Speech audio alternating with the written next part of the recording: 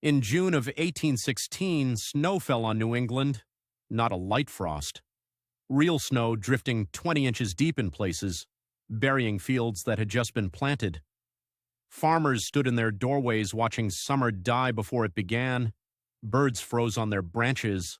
And nobody, not the farmers, not the newspapers, not the scientists of the day, had any idea why. The answer lay on the other side of the world, on an island most of them had never heard of, where a year earlier a mountain had torn itself apart in the largest eruption in recorded history. This is the story of the year without a summer, and how one volcano starved continents, birthed monsters, and quietly invented pieces of the modern world. Chapter 1: The Mountain Awakens. In April of 1815, Mount Tambora rose more than 14,000 feet above the Indonesian island of Sumbawa.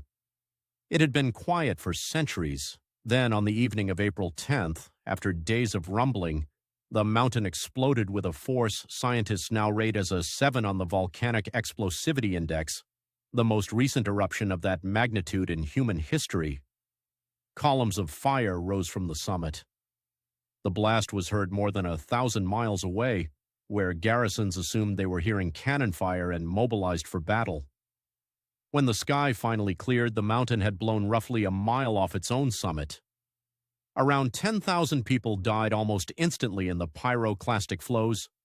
Tens of thousands more, perhaps 70,000, by some estimates as many as 100,000, would die from the famine and disease that followed across the region. Chapter 2: The Veil.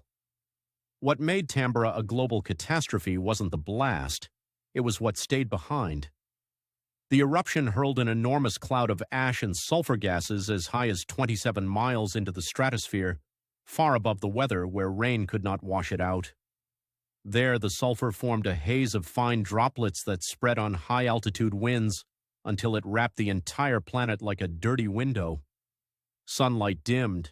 Sunsets across Europe turned strange, lurid shades of orange and blood red. And slowly, over the following year, the world grew cold. Global temperatures dropped by as much as a degree Celsius, and in some regions far more. It sounds small. It was enough to break the world's harvests. Chapter 3: The Summer That Never Came. 1816 arrived, and spring simply refused to turn into summer. In New England, they would remember it as 1800 and froze to death. Frost struck in June, July, and August. Crops were planted, killed, replanted, and killed again. In Europe, it was worse. Endless cold rain rotted the wheat in the fields. Grain prices in Switzerland roughly tripled. There were food riots in England and France, looted bakeries, and famine declared across parts of the continent. Historians have called it the last great subsistence crisis of the Western world. In China, crop failures and floods devastated whole provinces. A disrupted monsoon in India has even been linked by some researchers to a cholera outbreak that would eventually spread across half the globe. All of it traced back to one mountain nobody in Paris or Boston had ever heard of. Chapter 4: Monsters in the Dark.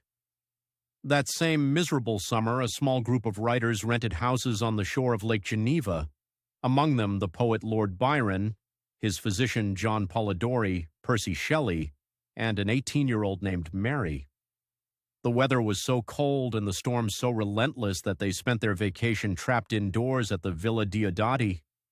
To pass the endless dark evenings, Byron proposed a contest. Each of them would write a ghost story. Polidori produced The Vampire, the tale that would later inspire Dracula. And Mary, haunted by a waking nightmare of a scientist and the creature he stitched together from the dead, began the book that became Frankenstein. Two of the most enduring monsters in all of literature were born because a volcano on the far side of the planet had canceled the summer sun. Chapter 5: The Strange Gifts of Catastrophe. The disaster kept reshaping the world in ways no one could have predicted. In Germany, the failed harvest made oats ruinously expensive, and horses, the engines of that age, suddenly cost too much to feed. Many were slaughtered. A baron named Karl von Drais began working on a way to travel without a horse at all, And in June of 1817, he unveiled a two-wheeled running machine, the ancestor of every bicycle on Earth. Historians still debate how directly the famine inspired him, but the timing is hard to ignore.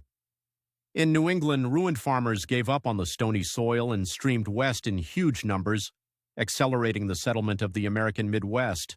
And scientists, staring at data they couldn't explain, began asking a new kind of question. Could something on one side of the world change the weather on the other? It would take nearly a century to connect the cold of 1816 to Tambra, one of the first great lessons in what we now call climate science. The people who lived through the year without a summer never learned what had happened to them. They blamed sunspots, lightning rods, the wrath of God. They could not imagine that the sky itself had been changed by a single mountain and ocean away. We remember 1816 as a curiosity, the year summer was canceled.